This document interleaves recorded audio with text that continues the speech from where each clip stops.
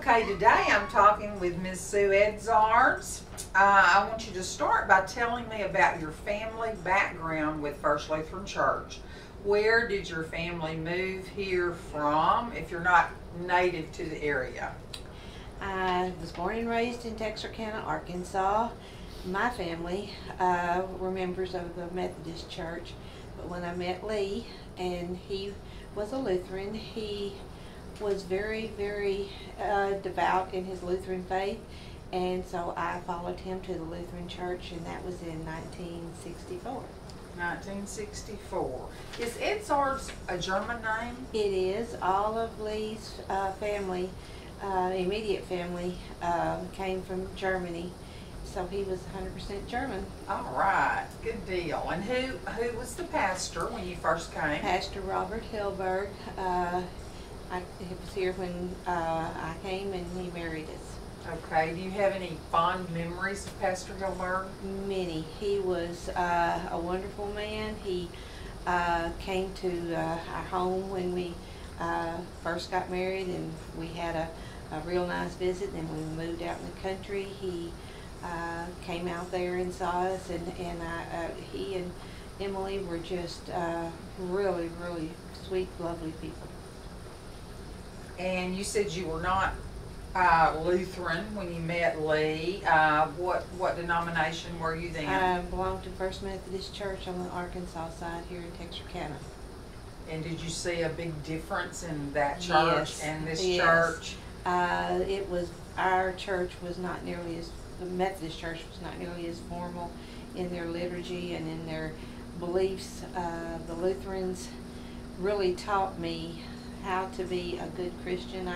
I don't think I understood ever what the Methodist Church believed in like I do the Lutheran. So I very much have grown in my faith by being a Lutheran. Did you have to go through what we call adult instruction class? I did. With Pastor Hilberg? There was me and one other lady, and I don't remember her name because after we were confirmed, she never came back. And as a side note, this lady and I were the first people to be confirmed here in this new church. Oh, that's cool. Okay. So you started downtown at the old 4th and Hazel. Give me an idea of what that church building looked like. It was very small. It had no air conditioning.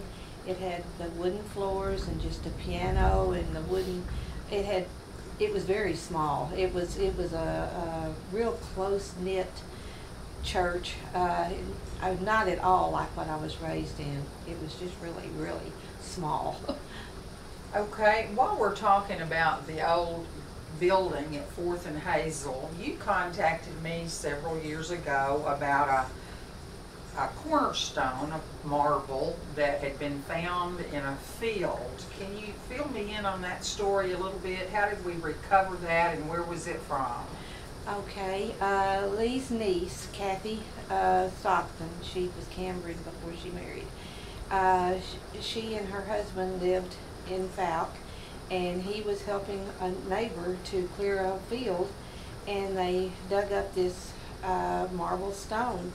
And because Kathy had been confirmed here in this church, she recognized the fact that it had the Lutheran churches engraved in it, and so she showed it to us. And I was here at church one Sunday morning, and I told you and I think Sue Rayburn about it, and y'all went out and recovered it, and sure enough, it was one of the I guess the original cornerstone down at 4th and Hazel. Right. Apparently there was a wooden structure there early on, and that marble came from that building, which was, I think, dated 1919. And apparently when the wooden building was destroyed and the new brick building was established, that's when all that old lumber was hauled off, and that cornerstone was hauled off in it. We can never figure out how it ended up in Falk. That's how I heard it. Somebody just dumped it out there as,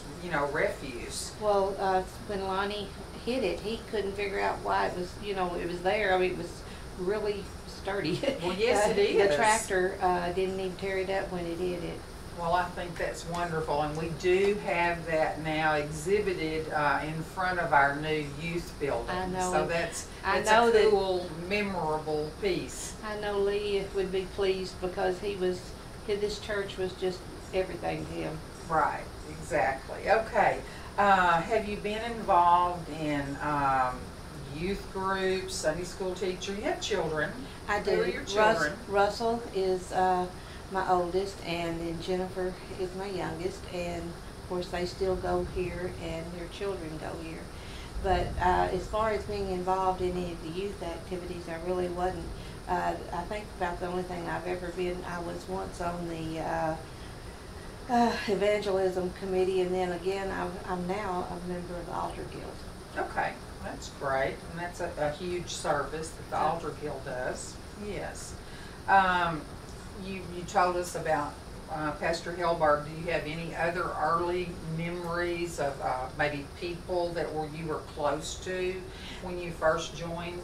Lee's parents were very involved in the church, along with your mother, and I remember Miss Franz, and of course Helen Larson, and the Poffs, and there was just a lot of their friends that I knew and appreciated because they were very outgoing. Our church at that time, back when I first joined, everyone was just like a family.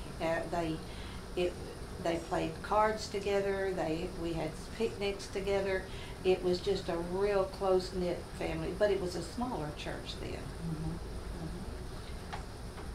Were your kids involved in youth groups? Yes. Or Walter League, or whatever we called it back then? It wasn't a Walter League. Now, Lee was in the Walter Yes. League, but yes, they both belonged to the youth groups, and they went on several trips. They weren't called mission trips, but they did go to Washington D.C. and they took they involved very much in the social part of that. Right. Do you remember who some of the adults leaders were in the youth groups? I can't think of names right now. We had a associate pastor back then that took them to Washington, and I think Nancy Jacobs was involved with them some.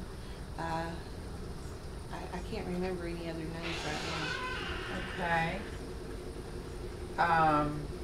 Have there been any significant events, good or bad, in the life and history of this church, First Lutheran? now. Well, I don't remember way back, but of course, Lee and I were the first people to be married in our new church here on Texas Boulevard. Pastor Helberg, of course, when he left, that was kind of our transition there was a little bit hard because so many people had grown up with him, and He had been here like 25 years. This was his first and only church. Yes. And we've had some ups and downs with the congregation, people leaving, and then the pastors. You know, we've been through several pastors, but I think now our church is very stable, and it's very comfortable. Do you think the changing of pastors was maybe a challenge, and do you think we overcame that okay? It definitely was a challenge, and I think so. Not everyone agrees on everything, so there was dissension and there was a lot of problems along the way, but like I said, we overcame them.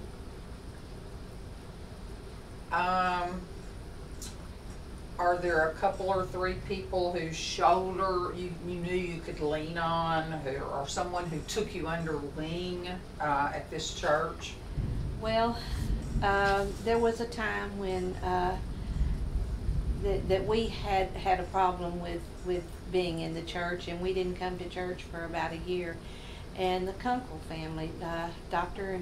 and Muriel Kunkel, they came to us, and then they went to the pastor, and we were able to work it out, and we've been coming back ever since.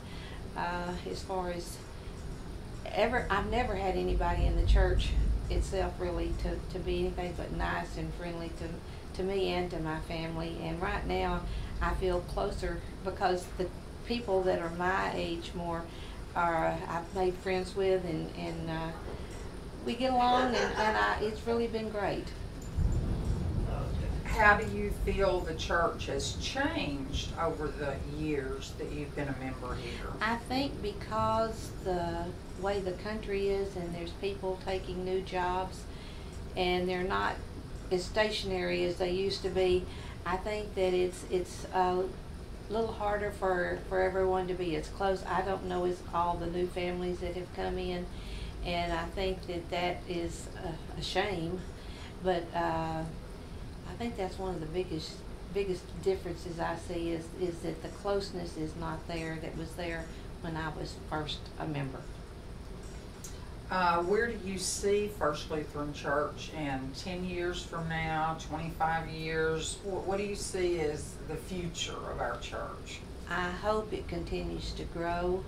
I hope Christianity is able to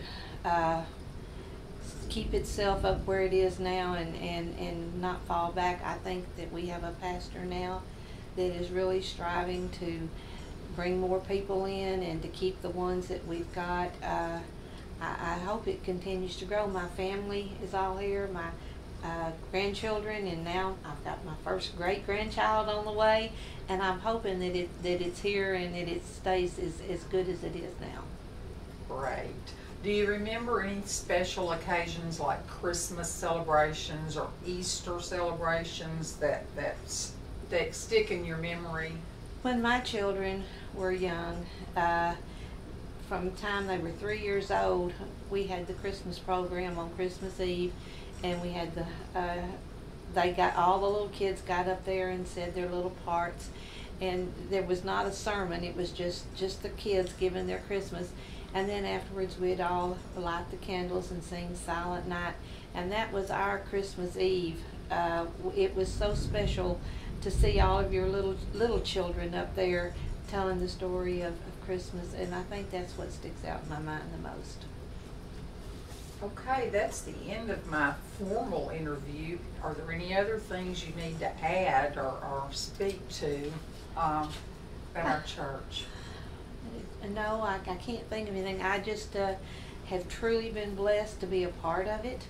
I was blessed to find a man that was such a good Christian, and we faithfully came to church, and we raised our children, and apparently it stuck because they brought their children in, and I just really feel that the Lutherans have such a strong, deep religious belief and believe in the Bible, and I just wish everyone could feel what I feel. Thank you. Thank you for participating. We appreciate your comments. I appreciate you too, Clara.